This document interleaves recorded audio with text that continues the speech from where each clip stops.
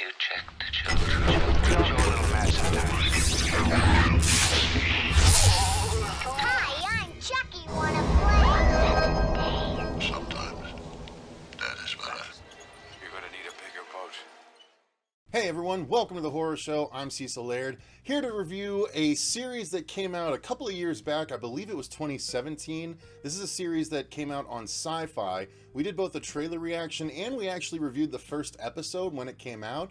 That was actually back when I still had cable. I cut the cord a while back, so we never got around to actually finishing this series, and thus we never got around to actually reviewing it. But here, with our quarantine situation that we've all been going through recently, I've had a lot of extra time, and so one of the series that I caught up on was Blood Drive. And of course, it did air originally on Sci-Fi. It is a 13-episode series. I don't know if it was meant to be season 1. I'm sure that's probably what the goal was, but it ended up being the complete series, and finally got around to catching up on it. I got the YouTube TV app recently to keep up on my shows. And this is one that I had the time to finally watch, because we did like the first episode when we watched it. We're like, this show's promise, very grindhouse. It was a little over the top towards the end when the couple has to screw in order to not let their heads blow up at the end of this episode. But nonetheless, I still wanted to watch more, just never got around to it because, I mean, the show starts off with the lead actress stuffing, knocking out a few dudes and stuffing one into her engine because all of the car's engines in the blood drive run on gore and blood, and you feed people and parts to the cars to refuel. So it's a really interesting premise. So let me get into that after I give my overall thoughts, which are that I enjoyed the series. I don't know that I would revisit the series on my own. The only way I would revisit the series is possibly if I had someone that I really think would enjoy it, and I might revisit it with them. Otherwise, I would just tell them, catch up on it. And the people I would recommend this to are people that like grindhouse stuff. It is very, very grindhousey through the whole thing. So much so that each episode is themed a particular way. I actually have the list over here. But overall, though, sticking with my overall, I keep wanting to veer off and talk about more stuff, but sticking to my overall, I enjoyed it for what it was. I didn't expect it to be deep or super intellectually challenging, and it was not. I expected it to be a parade of completely out there characters and over-the-top acting and over-the-top gore, and that's what I got. So it did exactly what it advertised. Was the story interesting?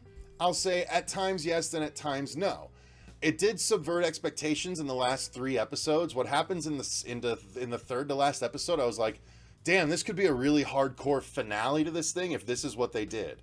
Unfortunately, they had 2 more episodes so they could wrap everything up in a little bit of a prettier bow. But even the prettier bow didn't end up being that pretty by the end. It was interesting. So I admired what they did. However, I will say that I don't feel that 13 episodes were needed to tell this story by any stretch of the imagination. I think this could have been a really good 8-episode series and a super lean and mean 6-episode series, but we got 13. So at times it felt very drawn out the way certain shows can at times. However, because each episode was themed in a particular way, it didn't feel super drawn out. It just, by the end, I was like, wow, that took a while to get through when I wasn't expecting it to. Let me turn the sound off here, and I'm gonna go over those episode descriptions that I have here. So episode 1 focused on the race. Like, there was the race aspect, and the last person that goes across the line, their heads explode. That's the whole point of the show. I mean, the story is, I'll give you that real quick. There's a cop that he and his partner are investigating some kind of crime, and they stumble onto the blood drive, which is this underground event that there's a group of riders, or drivers rather, I think it might have been 13, that all are in this death race, like road race across the country, and everyone is implanted Suicide Squad style with a bomb in the base of their neck. Maybe they did that in Death Race as well. I can't remember at this point, but that's what it is. And every driver is a different crazy over-the-top character, from the gentleman to any number of other things. It feels sort of like Death Race mixed with a little bit of Mad Max Fury Road, because there's a lot of personalities that would be at home in a Mad Max movie. But I don't know, it was kind of a weird mishmash of everything. But anyway, that's the broad story. The more minuteness of it is that cop gets entangled with this girl driver, the female driver that we see at the beginning feeding the dude into the engine, and they are forced to pair up for the blood drive. He stumbles onto the blood drive kind of at the end of the first episode, at the beginning of the episode, but by the end they survive the race and they're forced to remain as partners until the whole blood drive event is finished. And we're introduced to a number of other characters besides the driver, including Slink. I believe his first name was Julian Slink, who is the host, the completely over-the-top host of the blood drive, who has a mysterious past that eventually gets explored because he's apparently been around for many, many years and hasn't changed appearances. And it's not what you might immediately think, because I immediately think vampire, not that. So it's an intriguing setup at the very least. How it's actually, portrayed throughout the season is a bit of a different story. Again, it's a bit of a mixed bag, but the episodes are, first it focuses on the race. The second one, it focuses on a diner that the drivers roll through that basically serves meats. They're cannibals, and they serve human meat to any of the passers through, and this is just discovered. And so the cop is constantly trying to stop all the badness that he's seeing throughout the blood drive race, but the girl just wants to finish because she's trying to save her sister. And the person, Julian, or the corporation behind the blood drive, knows where the sister is or something like that. She's following leads, trying to find her sister, but the cop keeps distracting her by trying to stop all the bad stuff that he keeps stumbling onto during the events. So the third episode is there's an evil chop shop where there's green-eyed monsters that end up attacking our characters. Number 4 is a mental asylum where the inmates are in control of the asylum. That was actually a pretty good one. Number 5 is all about something called the Suck Bus. And that's exactly what you think it is. It's all about a very debaucherous single area called the Suck Bus. And not much else needed to be said about that. Episode 6 was all about a group of Amazon women motorcyclists that happen across our team, and they're basically, the only thing they do with men is keep them in cages and milk them for their own purposes. So it was an interesting episode. Episode 7 is The Gentleman Takes Over the Race. That was an interesting one. Episode 8 is A Bad Sheriff. Episode 9, they literally call the Chopsaki Special. Episode 10 is the Stepford Town, basically. Episode 11 is Rise of the Primo, which is a battle royale, like a literal battle royale with the remaining drivers, hand-to-hand combat with weapons. And then the last 2 is like a 2-episode season finale. So, again, if you like grindhousey stuff, each episode has its own place.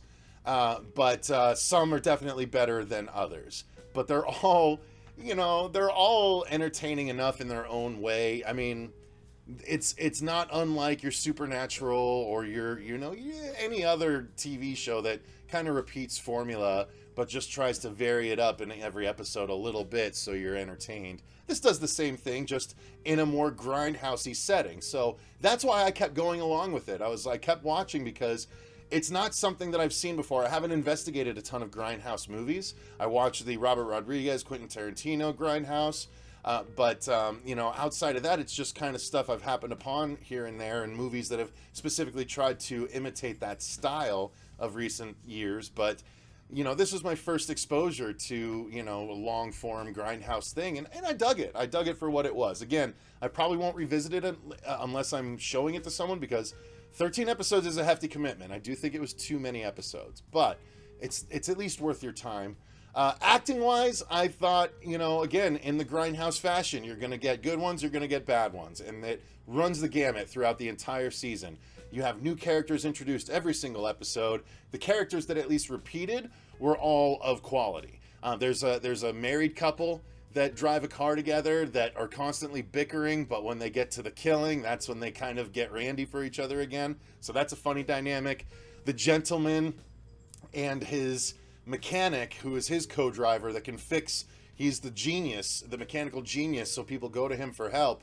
But the gentleman is kind of he's a low character. He's a low life, but he's fun to watch. He's the posh British, posh British man that tries to adhere to manners. He's kind of like the gentleman. Not the gentleman. What do you call him in the Taron Egerton movie? Oh my goodness, Kingsman. Yeah, he's like if a Kingsman was psychotic and driving one of these cars in the blood drive. That's what the gentleman is. So there are interesting actors, and there are actors that are fun to watch. The leads, got to talk about the 3 leads. I'm going to say the 3 leads because there's the cop, the girl that he's paired up with, and then there's Slink, the leader of the whole blood drive, because his storylines are fun. Slink trying to keep order while running the blood drive, it actually shows a lot of what he's trying to do to make stuff happen for the blood drive. And in I think the second, maybe third episode, but I think the second, it shows him, just the entire episode basically cuts back to him. Oh no, I'm sorry. Episode 2 is him waiting in a lobby to get seen by the corporation. That's a really great subplot where he's talking to another guy that's getting interviewed for a job, and Slink's worried that he's out of a job, so he thinks this dude's interviewing for his job, and how that comes to a head by the end of the episode is really funny. But then the very next one is him basically the entire episode just as the B plot. You'll always see the main couple as the A plot, but sometimes Slink will be the B plot, showing the workings of the blood drive and how he's trying to wrangle the main 2 characters and make them the stars and stuff. But one episode, he's literally on the phone with management the entire episode taking notes. Like, in the first, he picks up the phone and it's like, yeah, we just have, if you have a couple minutes, we just have like 1 or 2 notes for you. And the entire episode is him listening to notes and like just banging the phone around and like going, oh, yeah, like without yelling it into the phone. It's so funny the entire time. So Slink is great. I think Slink was my favorite character on the show to watch because he just went for it. He's the most over the top in the entire show, but my God, was he entertaining with it. The other 2, they're so by the book with characters that we've seen before. The cop that's wrangled into a new sort of society and ends up kind of embracing it at one point and maybe even going dark at a later point as a result of it. We've seen that before. We've seen the girl that's a bad girl but just needs to eventually come correct because of the influence of a man. It doesn't necessarily hold up in today's day and age, but that is essentially what her storyline was. Yes, she's trying to find her sister, but she wasn't with her sister the entire series. She was with the dude the entire series, the cop, and that's how they played it. So I gotta say, while the actress is fun to watch and a badass and gorgeous, the what she had to do, like the character, the writing for her and stuff was a little tough. It was a little tough.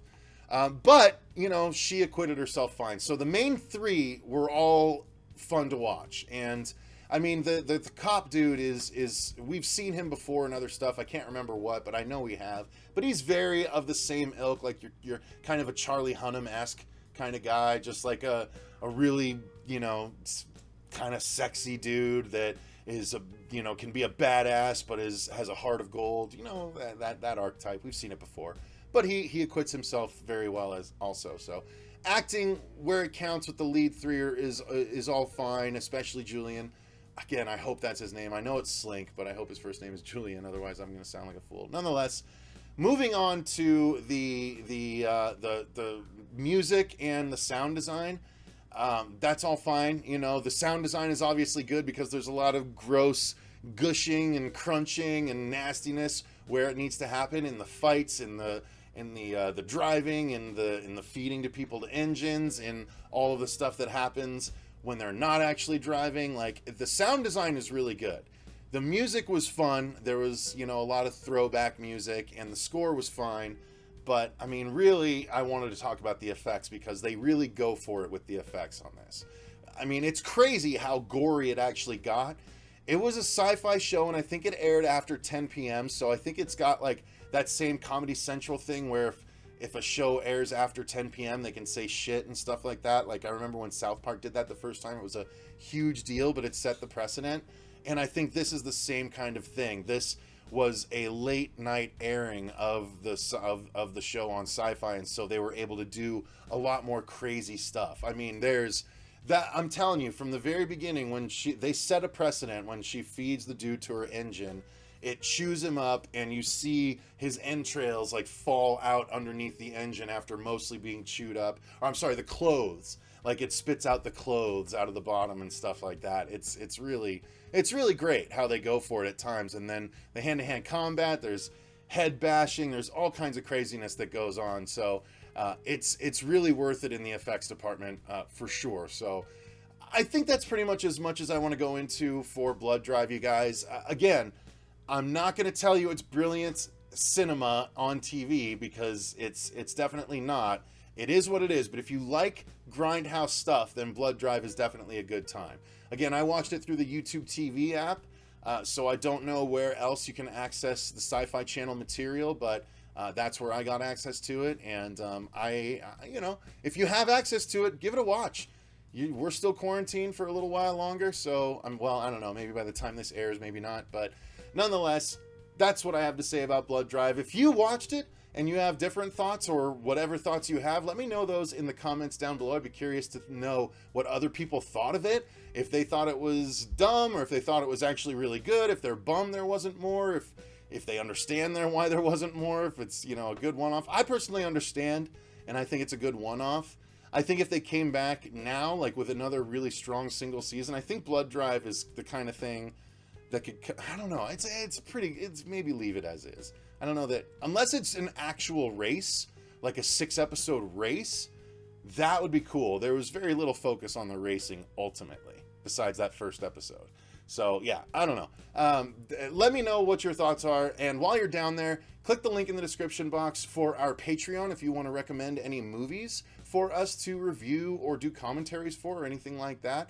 That's where you can click the link to do so. If you enjoyed the video, guys, click the like button and subscribe. Make sure you don't miss other reviews like this going forward. I'm about to record another review of another series that I've been meaning to talk about, which is the first season of The Terror. So if you're interested in my thoughts on that, I'm not sure which will put up first, but look at the channel. If it's not up, then it's coming soon. So thanks very much for watching. Until next time, I've been Cecil Laird, and remember, stay scared.